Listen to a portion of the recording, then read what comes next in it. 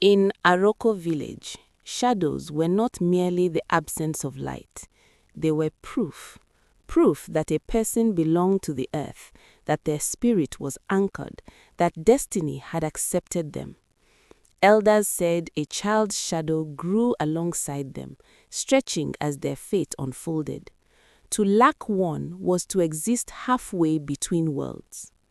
So, when she was born, and the midwife noticed it, no small dark shape clinging to her feet, no outline following her cries, the hut fell quiet.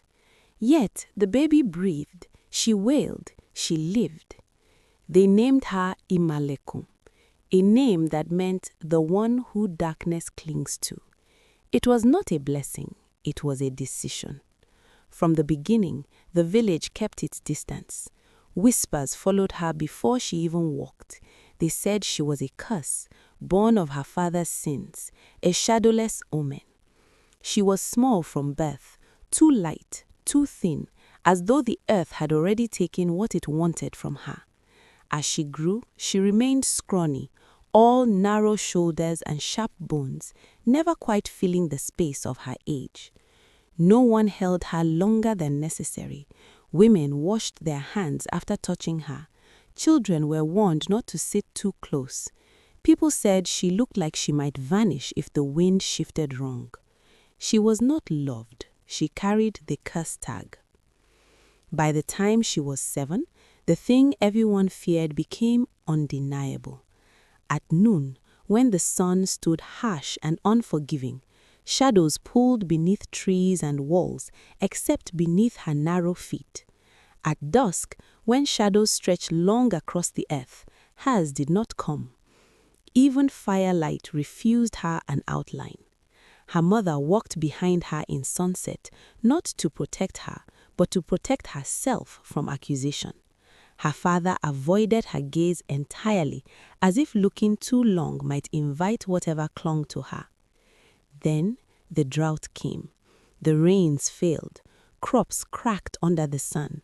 Livestock collapsed in the fields, ribs like open fingers. The priests prayed. The diviners cast seeds and bones. Nothing answered. Days bled into nights, and slowly people began to die. Small children first, then the old and sick, until fear hung heavy like smoke over Aroko. Desperation drove the elders to make one final, terrible offering. A sacrifice was laid at the foot of the Aroko tree, the blood seeping into the roots as the village watched in silence. Only then did the spirit speak, through the visions of a diviner who trembled and wept at what she saw. "The shadow," she whispered, voice breaking, "the shadow of the unborn, it has been taken before. That child must be found, for the bargain made long ago demands its due." "This land once made a bargain," she said. "A shadow was taken to spare us from extinction." The village fell into silence. Generations ago, when famine threatened to erase Aroko from the earth, the ancestors pleaded with the spirits of the land. The soil cracked like old bone, rivers shrank, and children learned hunger before language. The spirits demanded a sacrifice, not of blood, but of continuance. One unborn child would be chosen, and their shadow, their destiny, their rootedness would be taken and bound to the land forever. The shadow would feed the soil, anchor the rains, keep Aroko breathing long after those who made the bargain were dust. The elders agreed. But they did not stop there. Before the shrine, before the earth that listened too well, they made another vow, that they would never despise the one whose shadow was taken for that sacrifice.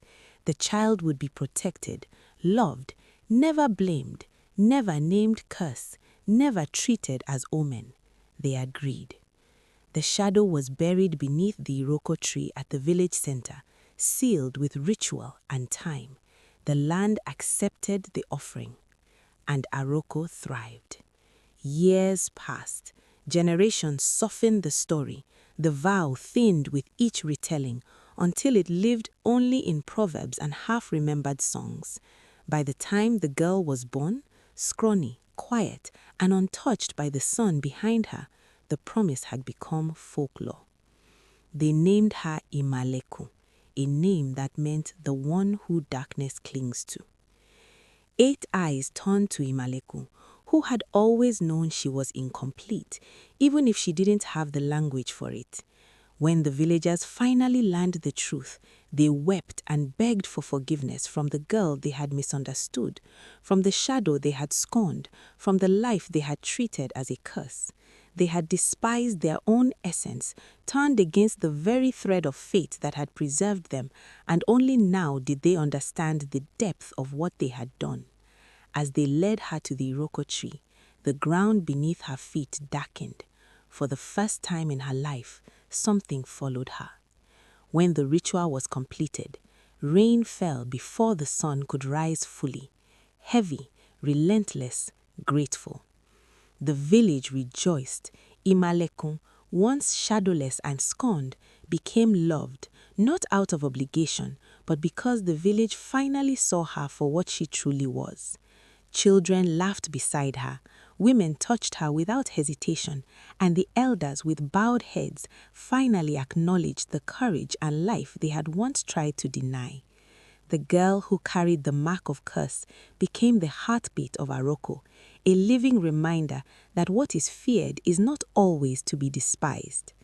But, some say, if you walk past the Aroko tree at dusk, you'll see a shadow standing alone, no body attached, stretching and shrinking with the light, still keeping the destiny it was promised.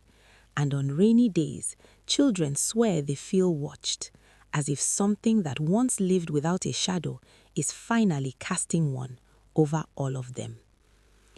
If you enjoyed our story, please like this video, share it with someone who needs to hear it, and subscribe to our channel for more haunting African stories. Have you ever seen someone rise above what everyone else expected of them? Share it in the comments.